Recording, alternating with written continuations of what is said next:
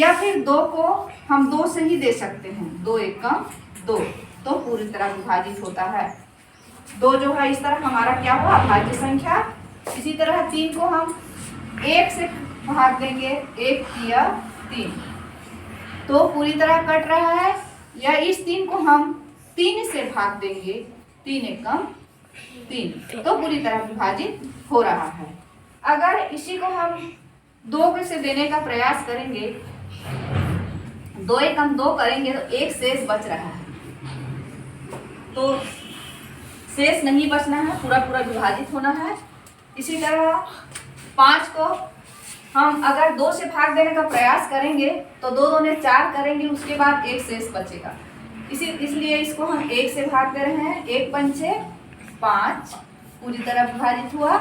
या फिर हम 5 से सीधा भाग दे सकते हैं, 5 एकम 5, तो पूरी तरह विभाजित हुआ।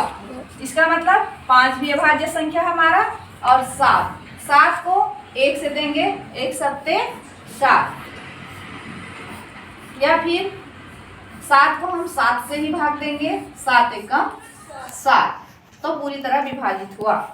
इन चारों उदाहरण को देखते हुए आपको समझ आया कि अभाज्य संख्या क्या है, जो एक और स्वयं से भाग जाता है, वह अभाज्य संख्या है।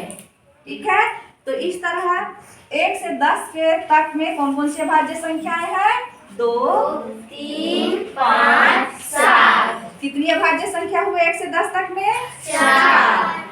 सबसे छोटी अभाज्य संख्या 1 से 10 तक में क्या हुआ, 2। सबसे बड़ी अभाज्य संख्या 1 से 10 तक में 7।